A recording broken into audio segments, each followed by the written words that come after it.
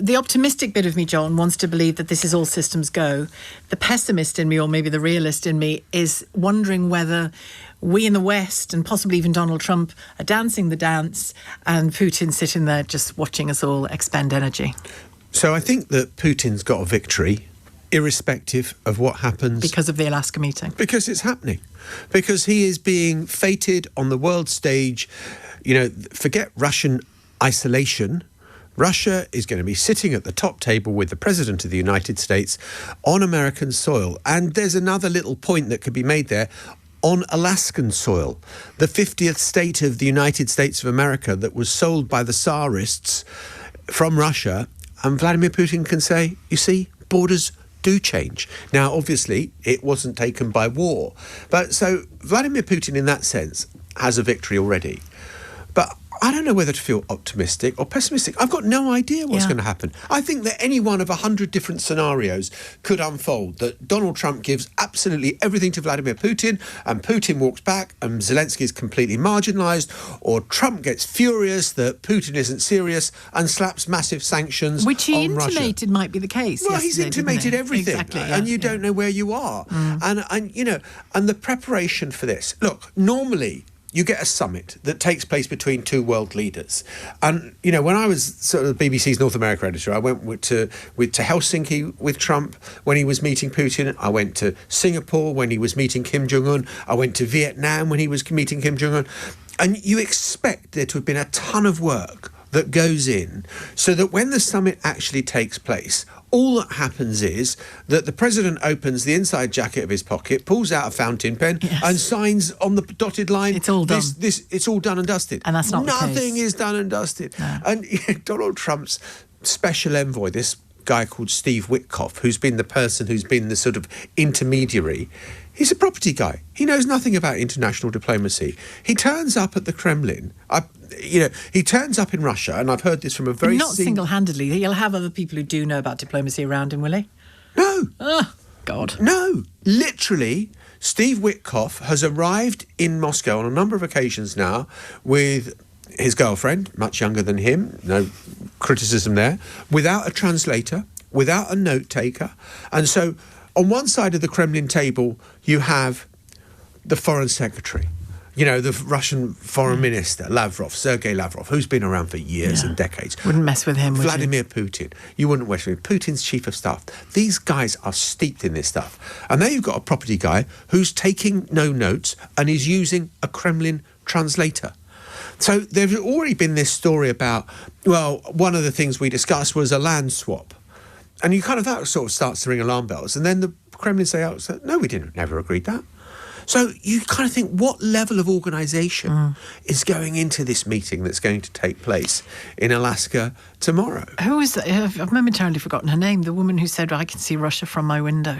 That was... What's her name? Oh, God. Isn't that awful? Sarah Palin. Sarah Palin. Yeah. I wonder whether Putin will say, I can see Alaska from mine, you know. Yeah, and look, Has he got his eye on Alaska, do you think? Well, I don't know. I mean, look, we know the sort of things that Donald Trump wants. One is a Nobel Peace Prize. 2 is to stop war. 3 is to resume trade.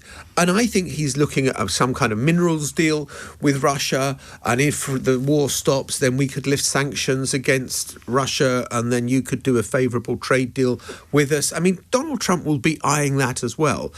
And if you're Ukraine or the Baltic states or Poland or indeed Europe generally, you look at this and you think, I hope this is going to be all right, because we've got no indication of which way this is going to go. And you've got 2 capricious men who you don't know what's going to happen. Is there still any... did we ever get anywhere with the notion that Putin has something on Trump and that's why he's always like a lapdog when he meets him? You know, I was at a party. I'll just tell you this for what it's worth. Yeah.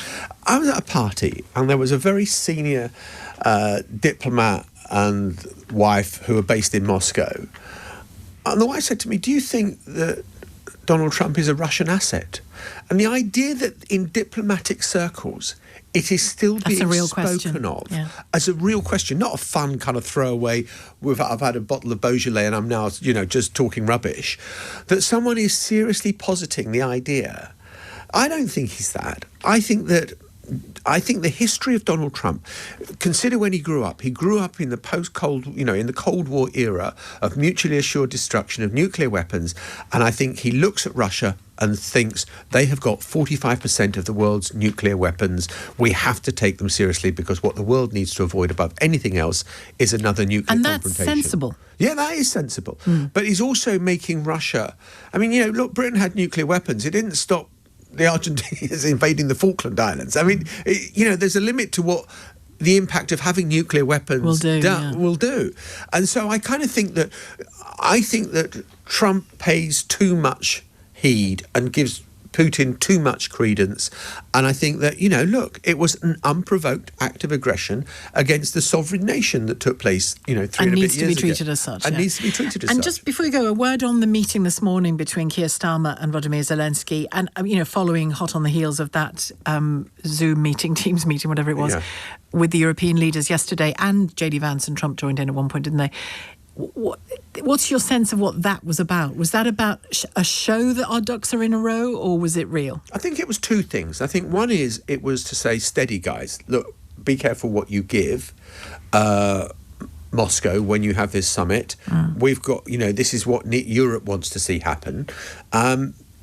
I also think it was a kind of, please don't think you can just divide up the world between yourselves, sort of like kind of the leaders did in 1945 when America and Britain and the Soviet Union got together to carve up the world. And in a way what they did with Syria. Putin and Trump were very much at the heart of that carve-up. Well, not carve-up, but that acceptance that Bashir would stay. Yes. Bashar al-Assad would stay. So you've got to have so they'll want to issue a warning, but I think that they also wanted to show, look, we are serious. We're in a different place to where we were a few months ago, a year ago, defence-wise, and we can take up some of the slack here, and it's very important that Ukraine is defended, and that's what Zelenskyy will want to hear. But everyone will sit there watching what unfolds in Alaska tomorrow with absolutely no bloody idea what on earth is going to happen next. Well, hopefully we'll talk then.